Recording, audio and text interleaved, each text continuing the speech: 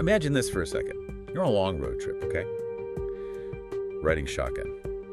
And the driver is your best friend, someone you trust completely. Yeah. Suddenly, in the middle of nowhere, they just slam on the brakes. Oh, okay. They pull over, put the car in park, and just stare at a specific cactus for exactly 60 seconds. I'd be looking for a cell signal to call for help. Right.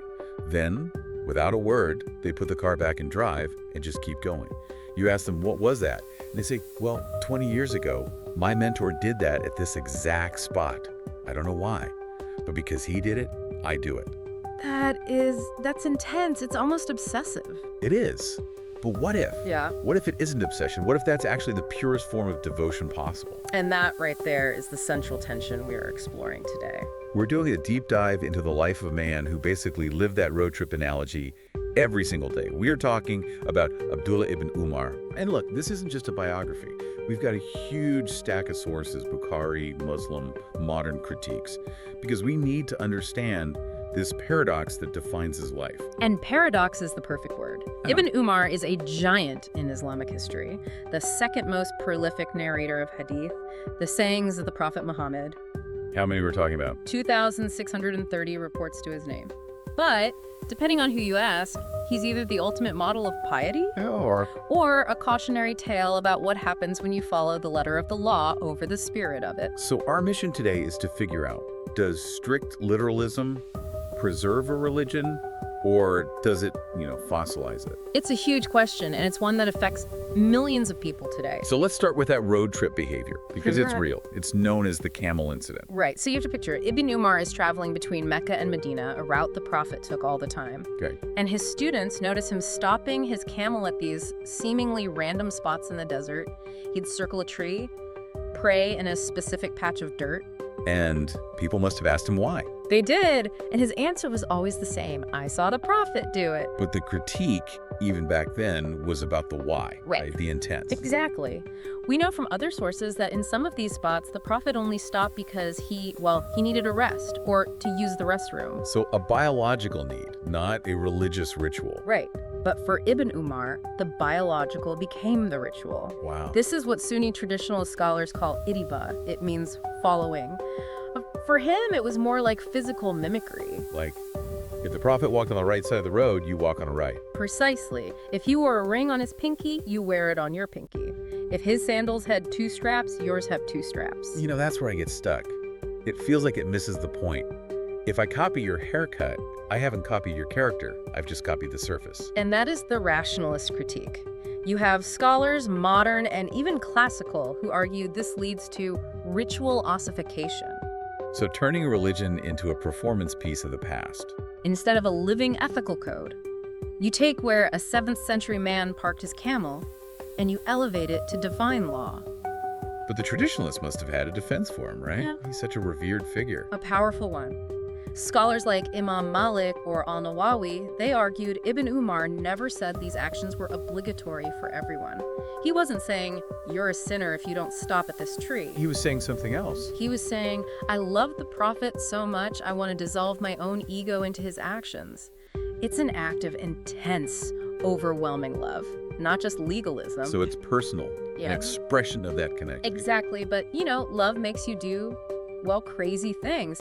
And this extreme caution had some pretty severe consequences for him. You're talking about the blindness. Yes. I was reading about his wudu, the ritual washing, and it blew my mind. It's a prime example of this concept called wara, or extreme scrupulousness. So most people wash their face. Ibn Umar, according to authentic narrations, would take water and wash the inside of his eyelids. That sounds incredibly painful. And damaging. He did it so often and so thoroughly that historical sources say his blindness in old age was a direct result of this practice. He went blind trying to be clean. Ew. That just seems so counterintuitive. I mean, isn't religion about spiritual clarity, not losing your physical sight? It creates this massive debate about gulu extremism. The Quran says God wants ease, not hardship. Right. No soul is burdened beyond its capacity. Yet Ibn Umar pushed himself to the absolute limit, and not just himself. Sometimes he physically pushed others. Which brings us to the Black Stone incident. Yes.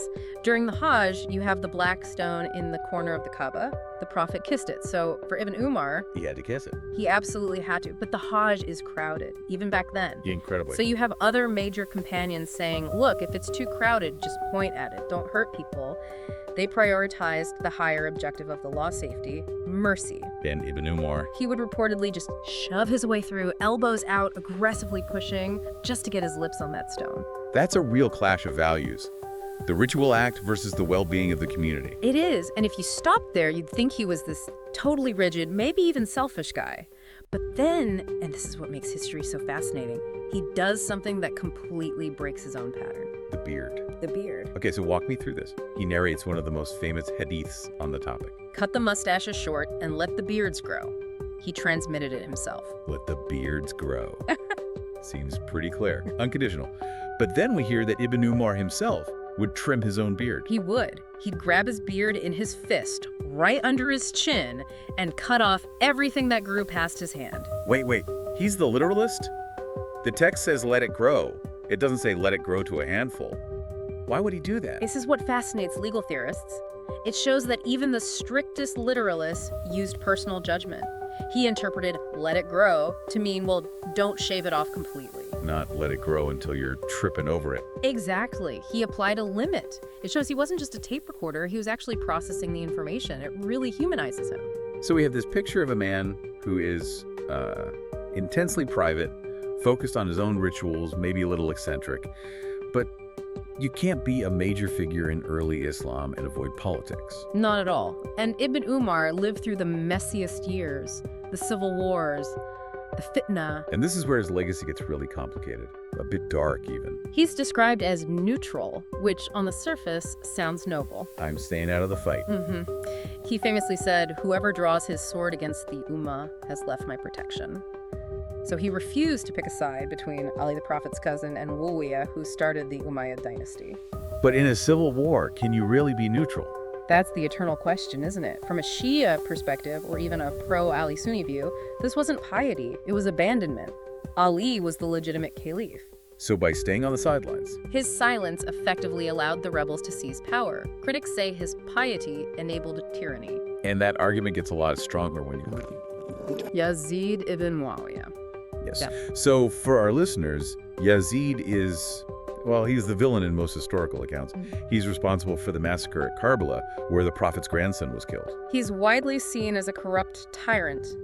Yet, when the people of Medina wanted to revolt against him, Ibn Umar gathered his family and forbade them from breaking their allegiance. He gave his oath to Yazid. Why? I mean, that seems like a massive contradiction. If you're so obsessed with the Prophet, why pledge allegiance to the guy who killed his family? It does. But his logic was unity at all costs. He believed that living under a tyrant was better than the chaos of civil war.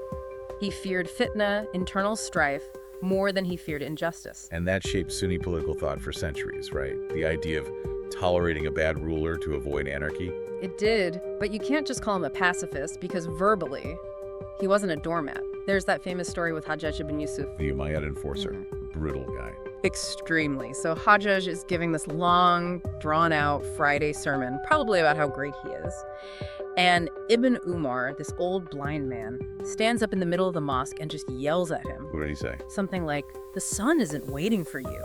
He publicly humiliated the most dangerous man in the region. So he had personal bravery, just no political ambition. Precisely. He would shout at the tyrant, but he wouldn't draw a sword against him. Speaking of geography, we have to talk about the Horn of Satan. This phrase comes up all the time in modern debates, and Ibn Umar is right in the middle of it. A very controversial hadith.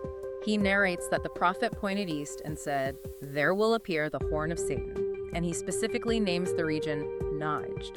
And the whole argument is, where exactly is Najd? Geographically, it's the central plateau of Saudi Arabia, where Riyadh is. Now, fast forward to the 18th century, and the Wahhabi or Salafi reform movement starts in that exact spot. So if you're a critic of that movement, you use this hadith as a weapon. You say, see, the Prophet pointed at your hometown and called it evil. That is a very common argument. But the counter-argument is that Najd, in classical Arabic, just means highland. And if you're in Medina and point east to the highlands, You're pointing towards Iraq. exactly, which was the center of all the early civil wars and chaos. Does Ibn Umar himself give us any clues? He does, and it's a savage moment. A man from Iraq comes to him and asks this very technical, nitpicky question. Is it a sin if I kill a mosquito while I'm on pilgrimage? That sounds like something Ibn Umar would obsess over. You'd think.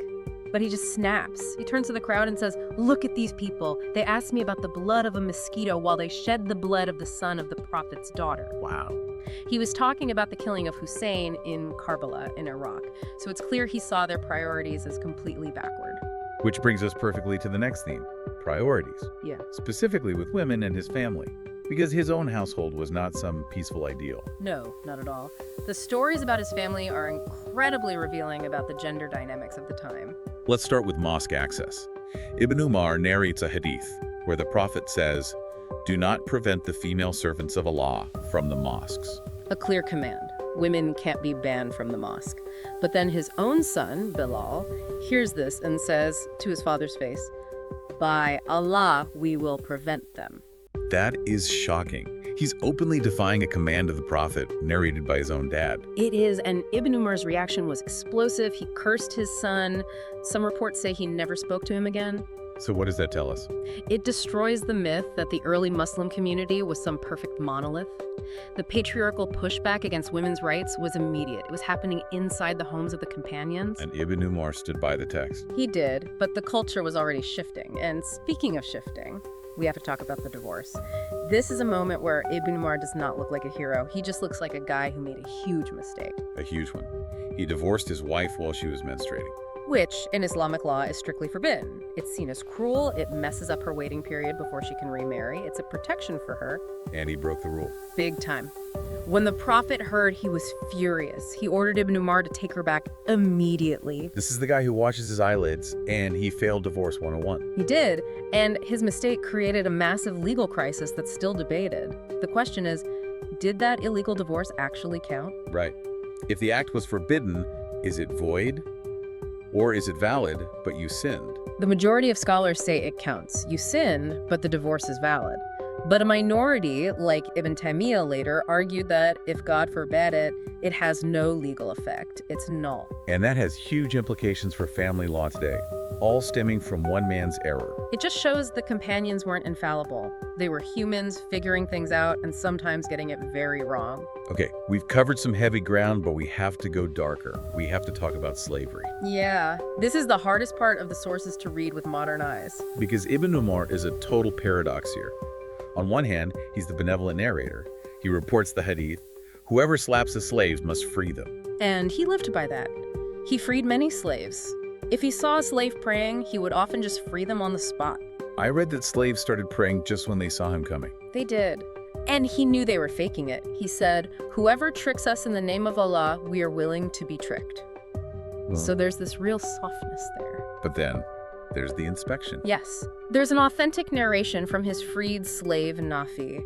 It describes Ibn Umar buying slave girls, and part of that process was inspection.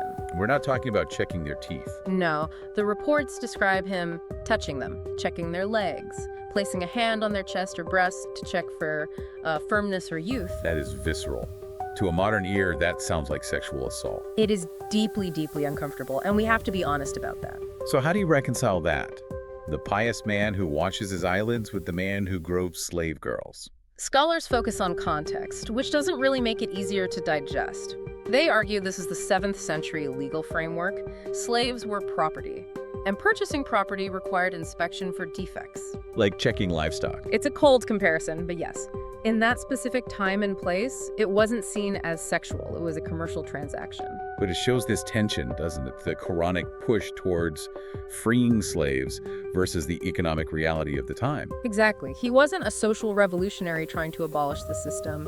He was a man of his time, operating within it, even with all its ugly parts. It forces you to look at history without the rose-colored glasses. You have to take the whole picture, even the parts that don't fit our modern ethics. So we've covered his actions, his politics. But what about the data itself, his reliability? You mentioned 2,630 hadiths. Is his memory perfect? Well, here's a fact that gets overlooked. Ibn Umar was a kid when the Prophet was alive, a teenager when he died. So a lot of these are childhood memories. They are, and memory is tricky. There's a famous dispute about praying inside the Kaaba. Ibn Umar says, flat out, the Prophet did not pray inside the Kaaba. But Bilal, the companion who had the keys and was in the room, says, yes, he did. So who do you believe?